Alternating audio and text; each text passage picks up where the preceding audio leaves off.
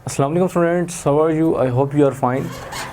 Next जो हम discuss करने जा रहे हैं वो हमारा टॉपिक ए जो कंटिन्यू है डाइजेस्टिव सिस्टम का। उसमें जो फिफ्थ पोर्शन है हमारा स्मॉल इंटेस्टाइन, तो उसमें जो स्मॉल इंटेस्टाइन है उसके थ्री मेजर आगे से पार्ट्स हैं, जिसमें डोडेनम है, जेजुनम है और इलियम है।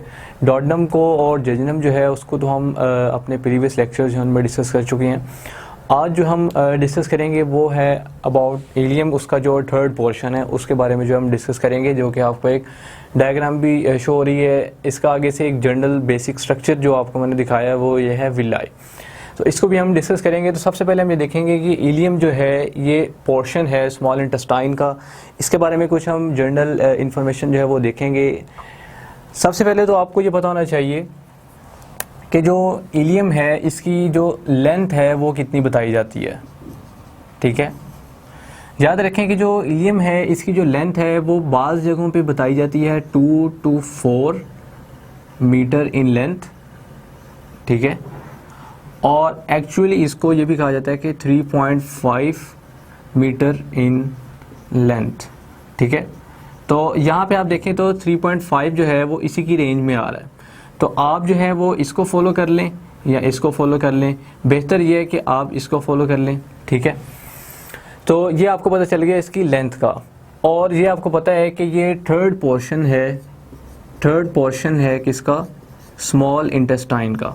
ठीक है, यानी कि जो सबसे पहले डोडेनम है, फिर जेजुनम और फिर इलियम, तो थर्ड पोर्शन आता है किसका? स्मॉल इंटेस्टाइन का। इसके अलावा इसका मेन फंक्शन क्या है? इसका मेन फंक्शन है एब्जॉर्प्शन। ठीक है, एब्जॉर्प्शन करना ये इसका मेन फंक्शन है किसका? इलियम का। अगर आप डोडेनम की बात करें, जेजुनम की बात करें, तो वहाँ पर डिफरेंट काइंड के एंजाइम्स जो हैं वो फूड पे एक्ट करते हैं, और जो फूड के बेसिक जो मेन पार्ट्स हैं लाइक कार्बोहाइड्रेट्स हैं और इवन फैट्स वगैरह, ठीक है, ग्लूकोज वगैरह, तो उसको जो है वो डाइजेस्ट करते हैं और उनको यानी कि एक सिंपलर सब्सटेंसेस में कन्वर्ट करते हैं। यहाँ पे जो है वो कुछ इस तरह से है कि यहाँ पर मोस्टली जो एब्जॉर्प्शन का काम है वो होता है, और जैसे ही इलियम ख़त्म होती है तो फिर पोर्शन जो है वो लार्ज इंटेस्टाइन का आ जाता है। ठीक है, तो हमने ये देखना है कि यहाँ पे जो एब्जॉर्प्शन है वो किस तरीके से हो रही है, और जो मेन पार्ट है इलियम का वो क्या है। याद रखें कि जो इलियम का यूनिट है ना, यूनिट, ठीक है, यूनिट, आप इसे यूनिट समझ लें। जो इलियम का यूनिट है वो है विलाई। ठीक है, यानी विलाई जो है ये यूनिट है किसका? इलियम का। मेन फंक्शन सारा का सारा जो है इलियम में वो कौन परफॉर्म करता है? विलाई। ठीक है, तो ये बेसिक कुछ बातें हैं, इनको आपने याद रखना है। बुक में अगर आप देखें तो आपको इसकी लेंथ के बारे में नहीं बताया गया होगा। ठीक है, और ये कुछ इसका जो एब्जॉर्प्शन इसका मेन काम है ये आपने याद रखना है। एमसीक्यू के तौर पर ये जो है ये पूछा जा सकता है। उसके अलावा हम जो है वो फिर फॉलो करेंगे इसको, विलाई को।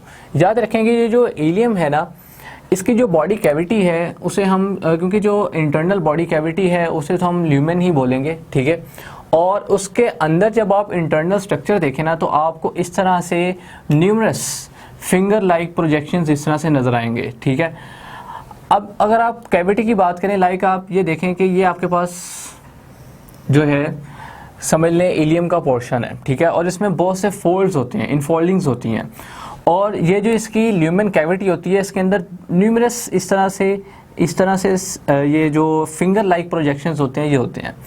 तो इनमें से ये जो एक फिंगर लाइक प्रोजेक्शन है उसका ये जो स्ट्रक्चर है वो सारा आपके सामने डायग्रामेटिकली जो है वो शो किया हुआ है।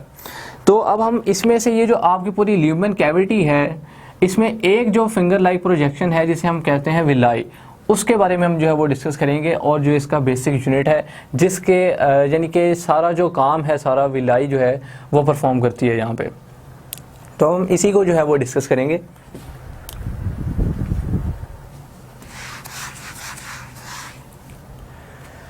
जैसा कि अगर आप इसके बारे में देखें तो ये है क्या? ये फिंगर लाइक प्रोजेक्शन है। ठीक है, और साथ ही साथ अगर आप देखें तो वेलवेटी अपीयरेंस होती है। ठीक है, जो हमारी जो यानी कि आप देखें कि जो ल्यूमेन कैविटी है इसकी इलियम की, उसमें बहुत से इनफोल्डिंग्स होती हैं, ठीक है, और इनफोल्डिंग्स में बहुत से ये फिंगर लाइक प्रोजेक्शंस होते हैं, जिसकी वजह से जो इंटरनल उसकी कैविटी है वो वेलवेटी अपीयरेंस रखती है, ठीक है, ये आपने जो है वो याद रखना है। इसके अलावा जो फिंगर लाइक प्रोजेक्शन है उसे हम क्या नाम देंगे, विलाई का, और ये पूरा एक स्ट्रक्चर जो है ये किसका है, विलाई का। क्लियर। अब अगर आप देखें तो ये जो विलाई है इसके ऊपर जो है ये कवरिंग है एपिथेलियल सेल्स की, ठीक है, एपिथेलियल सेल्स जो हैं उनकी कवरिंग है, ठीक है। और अगर आप इलेक्ट्रॉन माइक्रोस्कोप के साथ स्टडी करें, इलेक्ट्रॉन माइक्रोस्कोप के साथ इसकी स्टडी करें, तो आपको ये पता चलता है कि इसकी जो सरफेस है, इन सेल्स की जो सरफेस है उसके ऊपर आपको ये स्मॉल डॉट्स नज़र आ रहे होंगे बहुत सारे, ठीक है। अब ये जो स्मॉल डॉट्स हैं ये जो आपको नज़र आ रहे हैं सारे इसकी सरफेस के साथ, इनको हम नाम देते हैं माइक्रोविलाई का, ठीक है। तो अब आपको ये पता चल गया कि एक ये जो कंप्लीट स्ट्रक्चर आपको शो हो रहा है ये किसका है, विलाई का। जब आपने इसको इलेक्ट्रॉन माइक्रोस्कोप में स्टडी किया तो आपको क्या शो हुए, माइक्रोविलाई, ठीक है। अब ये माइक्रोविलाई और विलाई दोनों मिलकर करते क्या हैं, ये दोनों का काम ये होता है, ये भी आपने याद रखना है, एमसीक्यू के तौर पर पूछा जा सकता है कि इनका फंक्शन क्या है माइक्रोविलाई और विलाई का। ये सरफेस एरिया को इंक्रीज़ करते हैं, सरफेस एरिया इंक्रीज़ कर देते हैं, किस काम के लिए, एब्जॉर्प्शन के लिए, ठीक है, ये आपने याद रखना है। यानी कि विलाई और माइक्रोविलाई जो हैं इनका काम क्या है, इनका काम ये है कि ये सरफेस एरिया जो है वो इंक्रीज़ कर देते हैं, किस काम के लिए, एब्जॉर्प्शन के लिए, ताकि ज़्यादा से ज़्यादा जो सब्सटेंसेस हैं वो एब्जॉर्ब हों, ठीक है। उसके बाद अगर हम देखें तो हमें विलाई भी आपने देख लिया और माइक्रोविलाई भी देख लिया। अब आप अगर विलाई की बात करें,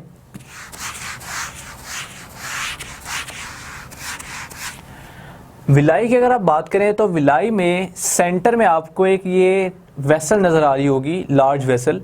ये जो वेसल होती है इसे हम कहते हैं लैक्टियल, ठीक है। ये कौन सी वेसल होती है, लैक्टियल वेसल, ठीक है।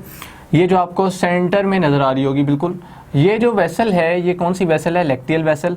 और लैक्टियल वेसल जो है ये वेसल होती है लिम्फेटिक सिस्टम की, लिम्फेटिक सिस्टम की, ठीक है। तो अब अगर आपसे पूछा जाए कि लिम्फेटिक सिस्टम की कौन सी वेसल जो है वो मौजूद होती है ये आपके जो विलाई का पोर्शन है उसमें, तो वो है लैक्टियल वेसल्स, इनको हम लैक्टियल्स भी बोलते हैं। क्लियर। अब ये जो लैक्टियल्स आपको नज़र आ रहे हैं इसके अराउंड आपको ब्लड कैपिलरीज नज़र आ रही होंगी, ठीक है, लेफ्ट भी और राइट भी। और इनर साइड पे आपको ये सारा इसका जो प्रोटोप्लाज्म वगैरह है ये सारा स्ट्रक्चर आपको जो है ये नज़र आ रहा होगा, ये आपको डिफरेंट काइंड के जो एपिथेलियल सेल्स आपको नज़र आ रहे होंगे यहाँ पे, ठीक है। तो ये सारा बेसिक पोर्शन हमारे पास किसका है, स्ट्रक्चर है विलाई और माइक्रोविलाई का। विलाई में आपके पास लैक्टियल वेसल और उसके साथ ही सराउंड होंगे ब्लड कैपिलरीज, और इसकी सरफेस पे ये जो आपके एपिथेलियल सेल्स नज़र आ रहे हैं उनके ऊपर जो है वो क्या होंगे, माइक्रोविलाई। माइक्रोविलाई और विलाई दोनों मिलकर काम क्या करेंगे कि सरफेस एरिया जो है वो इंक्रीज़ करेंगे, बढ़ा देंगे, किस काम के लिए, एब्जॉर्प्शन के लिए। क्लियर। अब हम ये देखते हैं कि जो सब्सटेंसेस हैं वो एब्जॉर्ब किस तरह से होते हैं और कहाँ पे एब्जॉर्ब होते हैं, ठीक है। उसको अगर हम देखें तो सबसे पहले हम बात करते हैं सिंपल शुगर्स। ये एमसीक्यू के तौर पर आप याद रख लें, सिंपल शुगर्स, ठीक है। इसी के साथ साथ अमीनो एसिड्स,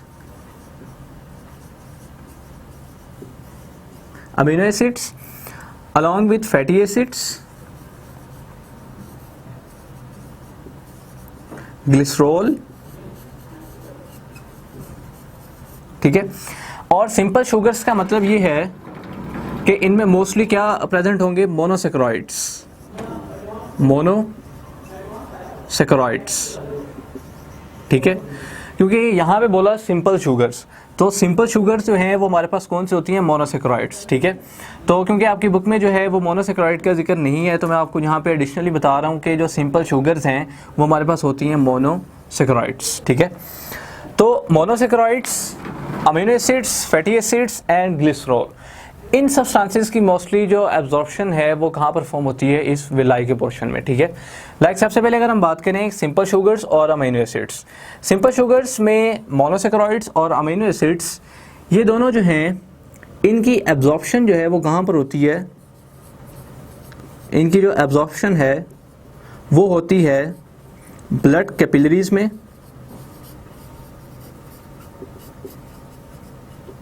ठीक है, किसके जरिए, माइक्रोविलाई के जरिए, माइक्रोविलाई के जरिए, ठीक है। यानी ये जो आपको पोर्शन नजर आ रहा है इसके ऊपर इस सरफेस पे, ये आपको जो है वो शो हो रहा है किसका, माइक्रोविलाई का। तो ये माइक्रोविलाई क्या कर रहे हैं कि मोनोसेकेराइड्स और अमीनो एसिड्स इनकी एब्जॉर्प्शन करवा रहे हैं कहाँ पर, ब्लड कैपिलरीज में जो यहाँ पे सराउंडेड हैं। इसके अलावा आप जो विलाई है ना, विलाई, इसकी लेंथ याद रख लें, ये भी आपसे पूछी जा सकती है कि जो विलाई की लेंथ है वो कितनी है। याद रखें कि जो विलाई की लेंथ है, लेंथ ऑफ विलाई, वो अबाउट है 0.5 to 1.6 mm, ठीक है, ये इसकी लेंथ है, क्लियर, ये रेंज होती है 0.5 to 1.6 mm, ठीक है, ये जो है इसकी क्या है, लेंथ है विलाई की। ये भी आपको एडिशनल मैंने बता दिया, आप याद रख लें। तो एब्जॉर्प्शन की बात कर रहे थे, तो सिंपल शुगर्स में मोनोसेकेराइड्स और अमीनो एसिड्स, इनकी एब्जॉर्प्शन होगी कहाँ, ब्लड कैपिलरीज में, किसके जरिए, माइक्रोविलाई के जरिए। रिमेनिंग हमारे पास रह गए फैटी एसिड्स एंड ग्लिसरॉल, इनकी जो एब्जॉर्प्शन है वो कहाँ पे होगी, ब्लड स्ट्रीम में, ठीक है, ब्लड स्ट्रीम में।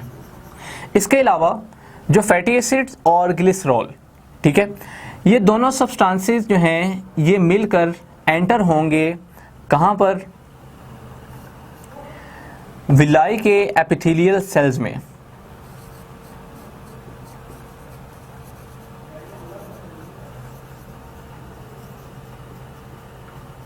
ठीक है।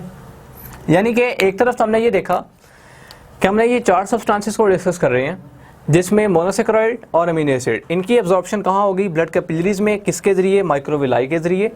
रिमेनिंग रहेंगे fatty acids and glycerol, fatty acid और ग्लिसरॉल इनकी एब्जॉर्प्शन जो है वो ब्लड स्ट्रीम में होगी, ठीक है, इन्हीं के जरिए, विलाइस के जरिए। और इसके साथ साथ एक एडिशनल वर्क क्या होता है कि फैटी एसिड और ग्लिसरॉल इनकी लार्ज अमाउंट जो है वो कहाँ एंटर होती है, epithelial cells of villi, villi के जो एपिथेलियल सेल्स आपको नज़र आ रहे हैं उनमें ये इनकी लार्ज अमाउंट जो है वो एंटर हो जाती है। अब एंटर होने के बाद क्या होता है, हम जानते हैं कि अगर आप फैट्स जो हैं, फैट्स इनकी ब्रेक डाउन करें तो आपको मिलते हैं फैटी एसिड्स प्लस ग्लिसरॉल, ठीक है। तो जाहिर बात है कि जब आप फैटी एसिड्स और ग्लिसरॉल को मिला देंगे तो आपके पास क्या सब्सटेंस बन जाएगा, फैट्स। तो सेम यही काम यहाँ पे होता है कि जब ये फैटी एसिड और ग्लिसरॉल की लार्ज अमाउंट विलाई के एपिथेलियल सेल्स में एंटर होती है, तो वहाँ पर एंटर होने के बाद ये फैटी एसिड्स और ग्लिसरॉल मिलकर क्या बना देते हैं, फैट्स, ठीक है, फैट के सेल्स बना देते हैं। अब इसके बाद ये फैट्स क्या करते हैं कि ये एंटर हो जाते हैं इन लैक्टियल्स में, ये जो लिम्फेटिक सिस्टम की जो वेसल्स हैं, जो आपको लैक्टियल वेसल नज़र आ रही है, देन ये फैट्स क्या करते हैं कि एपिथेलियल सेल्स से ये जो फैट्स हैं ये एंटर हो जाते हैं कहाँ पर, इन लैक्टियल्स में, ये जो लैक्टियल वेसल आपको नज़र आ रही है, ठीक है। अब ये जो लैक्टियल वेसल है इसमें मौजूद होती हैं प्रोटीन्स, ठीक है, इसमें क्या मौजूद होती है, प्रोटीन। तो जैसे ही ये fats epithelial cells of villi से एंटर होंगे लैक्टियल में, तो वहाँ पर क्या मौजूद होंगी, प्रोटीन। तो जब ये फैट्स और प्रोटीन यहाँ पर आकर मिलेंगे तो ये क्या बना देंगे, लिपोप्रोटीन्स, ठीक है। तो यहाँ पर बन जाएगी फिर लिपोप्रोटीन। अब अगर आपसे पूछा जाए कि इलियम में जो फैट्स की फॉर्मेशन है वो किस पोर्शन में होती है, तो वो आप इजीली बता सकते हैं कि जो विलाई के एपिथेलियल सेल्स हैं वहाँ पर फैटी एसिड और ग्लिसरॉल जो है ये कंबाइन करते हैं और क्या बनाते हैं, फैट्स। अब अगर आपसे पूछा जाए कि जो लिपोप्रोटीन है उसकी फॉर्मेशन किस जगह पे होती है, तो वो आप इजीली बता सकते हैं कि ये जो लैक्टियल वेसल है इसके अंदर प्रोटीन और फैट्स कंबाइन करके क्या बना देते हैं, लिपोप्रोटीन्स, ठीक है जी। अब ये जो लिपोप्रोटीन है समटाइम ये होता है कि टेम्पोरेली स्टोर भी होती है और इसकी हाइड्रोलाइजेशन करा दी जाती है, ठीक है, यानी ये हाइड्रोलिसिस इसकी होती है, ये हाइड्रोलाइज होती है और जब ये हाइड्रोलाइज होती है तो इसके हाइड्रोलाइज होने के बाद इससे जो प्रिकर्सर्स बनते हैं फर्दर, वो हमारे जो रिस्पायरेटरी सिस्टम है उसमें हमारे यानी कि रिस्पायरेशन में यूज़ हो जाते हैं, ठीक है। इसके अलावा जो लिवर में ये कुछ अमाउंट इसकी स्टोर हो जाती है और अंडर द स्किन जो है कुछ इसकी अमाउंट जो है वो स्टोर हो जाती है। जैसे अगर आप अपनी बुक को भी फॉलो करके देखें तो the lipoproteins are subsequently hydrolysed by blood plasma enzymes, ठीक है, and enter body cells where they may be used in respiration or stored as fat in the liver muscle of under the skin, ठीक है। इसके बाद जो हमारा portion है ilium का, इसकी अगर आप बात करें, the intestinal contents are pushed along the alimentary canal by normal peristaltic activity। peristaltic activity जो है वो एक नॉर्मल वे में होती है। हम प्रीवियस लेक्चर जो है उनमें पेरिस्टाल्टिक एक्टिविटी को डिस्कस कर चुके हैं और एंटी पेरिस्टाल्टिक एक्टिविटी जो है उसको भी डिस्कस कर चुके हैं। पेरिस्टाल्सिस में जो है वो फूड स्मूथली जो है वो मूव करता है और एंटी पेरिस्टाल्सिस में उसकी जो मूवमेंट है वो बैकवर्ड होनी शुरू हो जाती है। At the end of ileum, ileum के बिल्कुल एंड पे, यानी कि डॉर्डेनम, जेजुनम और इलियम, इलियम के बिल्कुल एंड पे जहाँ से आगे जो है वो लार्ज इंटेस्टाइन स्टार्ट होती है, वहाँ पर एक स्फिंक्टर मौजूद होता है, जिस स्फिंक्टर को हम कहते हैं इलियोकोलिक स्फिंक्टर, जो कि ओपन होता है और क्लोज होता है time to time to allow a small amount of residue from the ileum to enter the large intestine. क्योंकि अगर आप देखें स्टमक से, और स्टमक से लेकर लार्ज इंटेस्टाइन तक का जो डिस्टेंस है वो सारा का सारा फूड को कवर करना पड़ता है स्मॉल इंटेस्टाइन के ज़रिए। तो जैसे ही स्मॉल इंटेस्टाइन एंड होती है तो आगे फर्दर पोर्शन जो है वो लार्ज इंटेस्टाइन का स्टार्ट होता है। तो स्मॉल इंटेस्टाइन और लार्ज इंटेस्टाइन के जंक्शन पे अगर आप देखें तो वहाँ पर एक स्फिंक्टर मौजूद होता है जिसे हम कहते हैं इलियोकोलिक स्फिंक्टर, क्योंकि वो इलियम का पोर्शन होता है जो कि कंबाइन कर रहा होता है लार्ज इंटेस्टाइन के साथ। तो उस जगह पे जो है वो फिर स्फिंक्टर मौजूद होता है जो कि ओपन होता है और क्लोज होता है टाइम टू टाइम। किस काम के लिए? To allow a small amount of residue from the ileum to enter the large intestine, जहाँ से फिर आगे जो फूड है जो हमारा यानी कि एब्जॉर्प्शन के बाद वो इलियम से फिर एंटर हो जाता है कहाँ? लार्ज इंटेस्टाइन में। क्लियर? इसके बाद एक पैराग्राफ है, उसे भी आपने जो है वो याद रखना है कि many humans develop intestinal gas and diarrhoea from consuming milk product because they lake the enzyme for digesting lactose in milk. तो मिल्क में क्योंकि शुगर होती है, वो शुगर है लैक्टोज, तो लैक्टोज को डाइजेस्ट करने के लिए जो एंजाइम है वो है लैक्टेज। लैक्टेज जो है वो लैक्टोज की डाइजेशन कर देता है into glucose and galactose. Glucose जो है वो तो फिर फर्दर आगे अगर आप देखें तो यूज़ होती है और आगे ग्लाइकोजन में कन्वर्ट होकर लीवर मसल्स वगैरह में स्टोर हो जाती है और ग्लैक्टोज भी यूज़ हो जाती है। और अगर तो आप देखें कि लैक्टोज जो है मिल्क में जो शुगर है, अगर तो कुछ ऐसे ऑर्गेनिजम्स ह्यूमंस वगैरह हैं अगर उनमें वो एंजाइम एब्सेंट है जो कि लैक्टोज की डाइजेशन करता है, तो फिर ये होता है कि वो लैक्टोज जो है वो प्रॉपर्ली डाइजेस्ट नहीं होती, जिसकी वजह से वो कंज्यूमिंग की वजह से, मिल्क कंज्यूमिंग की वजह से वो इंटेस्टाइनल गैस जो है वो प्रोड्यूस हो जाती है। The epithelial cells of villi are constantly shed into intestine. These cells are replaced by the new cells moving up due to rapid cell division in crypts. तो ये जनरल आपके paragraph से इनको जैसा आपने इन्फॉर्मेशन के तौर पर जो है वो याद रखना है। और मेन टॉपिक हमारा जो था वो था ये अबाउट इलियम। इसके बारे में कुछ जनरल इन्फॉर्मेशन मैंने आपको दे दी और इसका जो इंटरनल स्ट्रक्चर और इसका जो मेन फंक्शन है उसको भी हमने डिस्कस कर लिया। तो ये कुछ बेसिक पॉइंट्स हैं, इनको बस आप याद रखें कि आपको ये पता होना चाहिए कि इलियम जो विलाई है उसके किस पोर्शन में क्या काम हो रहा है, ठीक है, और इसका मेन फंक्शन है एब्जॉर्प्शन का। ये सारी बातें जो आपने याद रखनी है। Okay, thanks.